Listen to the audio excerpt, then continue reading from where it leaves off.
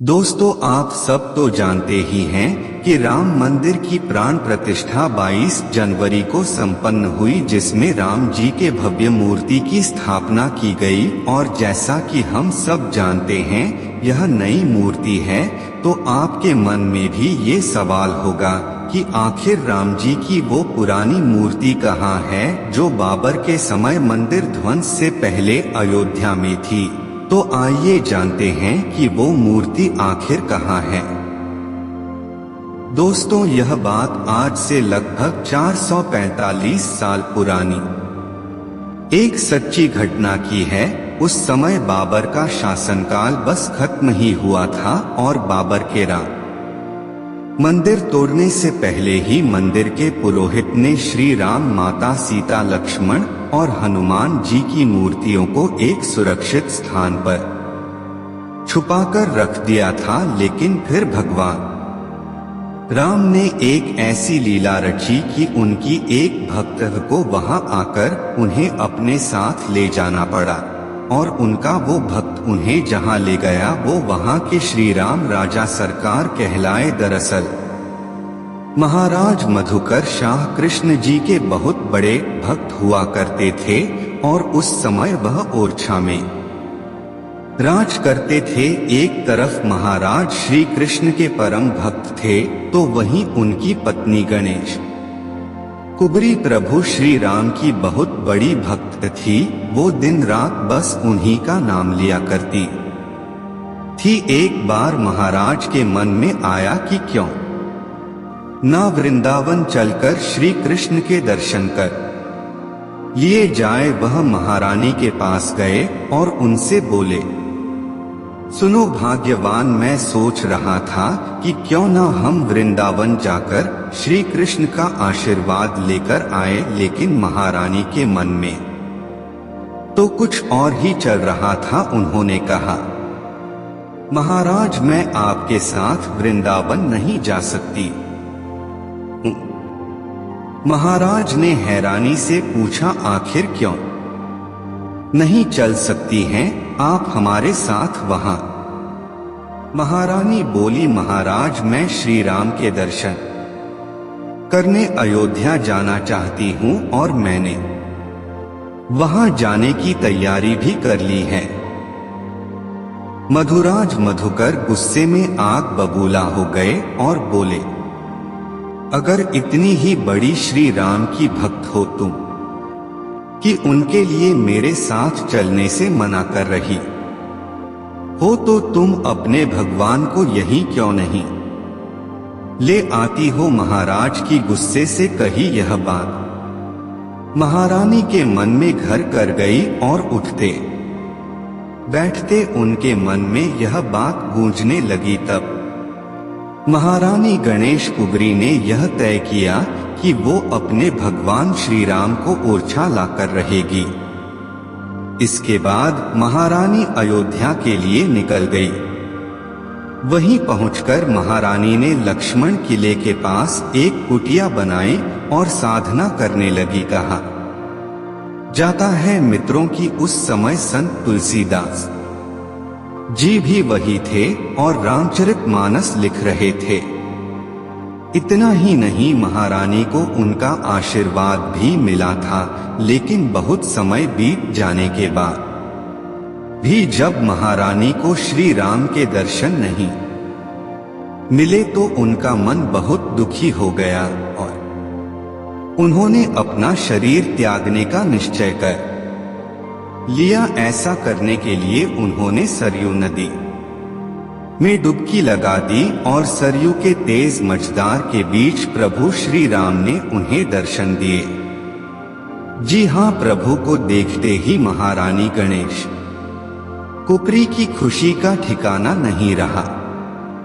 उन्होंने प्रभु से कहा, प्रभु, मैं आपको अपने साथ ओरछा ले जाना चाहती हूँ, कृपया मेरी इस विनती को स्वीकार करे। भगवान राम ने कहा, मैं तुम्हारे साथ ओरछा चलने के लिए तैयार हूं, लेकिन मेरी 3 शर्तें हैं। पहली, यह यात्रा पैदल होगी और इस यात्रा में मैं अकेले नहीं बल्कि मेरे साथ साधु संत भी होंगे जो नाचते गाते हुए मेरे साथ चलेंगे।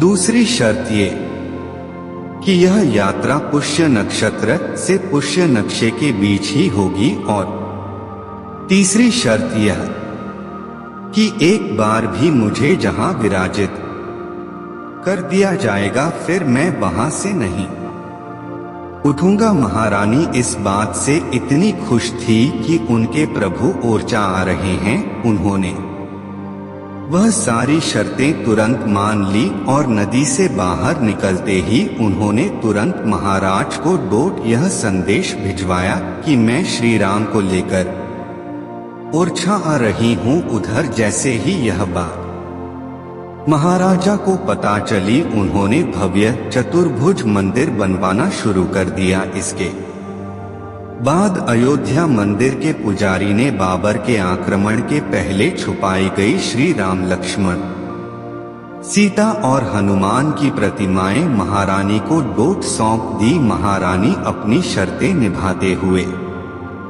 साधु संतों के साथ विक्रम संवत 1630 श्रवण शुक्ल पंचमी को अयोध्या से ओरछा के लिए निकल पड़ी और ठीक 6 महीने 28 दिनों के बाद चैत्र शुक्ल नवमी पुष्य नक्षत्र विक्रम संवत 1631 यानी कि सोमवार सन 1574 में ओरछा पहुंच गई। महारानी का बहुत मन था कि वह अपने प्रभु का राज्य अभिषेक करके किसी अच्छे मुहूर्त में उनको मंदिर में स्थापित करें, इसलिए श्री राम को अच्छे से तैयार करके उन्होंने महल में विराजित कर दिया।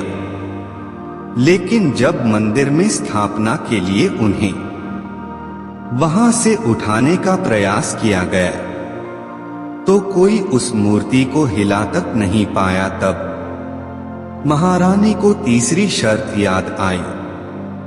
दोस्तों, कहा जाता है कि तब श्री राम अपने बाल रूप में ओरछा आए थे। अब कोई बच्चा अपनी मां को डोट छोड़कर भला कैसे जा सकता है। ऐसे में महारानी ने महल को ही मंदिर का रूप देने का आदेश दे दिया और विवाह पंचमी के दिन विधिवत उनका विवाह करके उन्हें वहां पर स्थापित करवा दिया। फिर धूमधाम से उनका राज्य तिलक किया गया। महारानी ने श्री राम के राज तिलक में उन्हें ओरछा नगरी भेंट कर दी। माना जाता है मित्रों, जिस दिन ओरछा में उनका राज्य अभिषेक किया गया उसी दिन रामचरितमानस भी पूरी हुई थी। तब से उत्तर भारत के धार्मिक क्षेत्रों के साथ साथ संत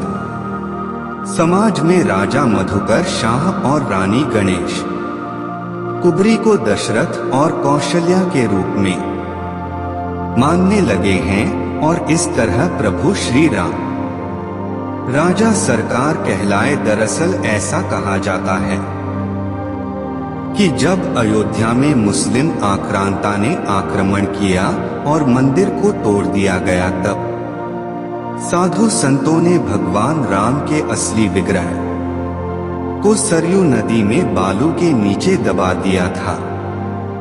बाद में भगवान राम का यही वास्तविक विग्रह महारानी कुबरी गणेश अपने साथ ले गई थी।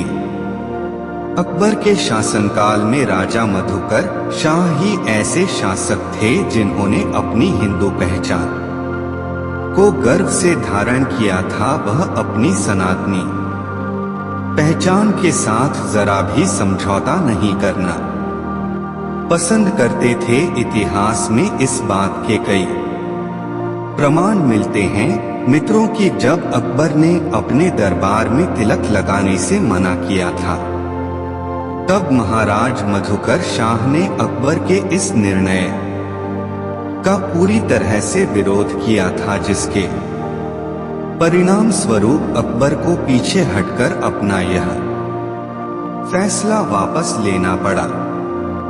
श्री राम को भगवान और राजा दोनों ही के रूप में पूजा जाता है।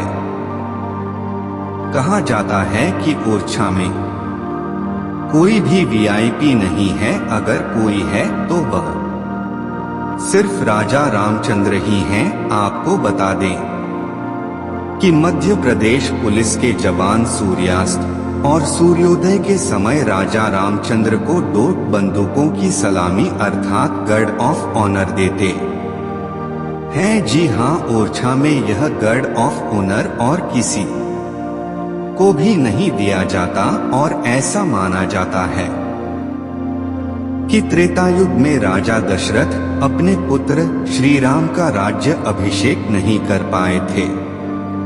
ऐसे में राजा मधुकर शाह ने अपनी पत्नी की मदद से अपना कर्तव्य निभाया और प्रभु रामचंद्र का राज्य अभिषेक भी किया। इतना ही नहीं मित्रों, उन्होंने अपना राज्य भी राजा रामचंद्र को ही सौंप दिया। यह तो हुई प्रभु रामचंद्र की ऊर्जा।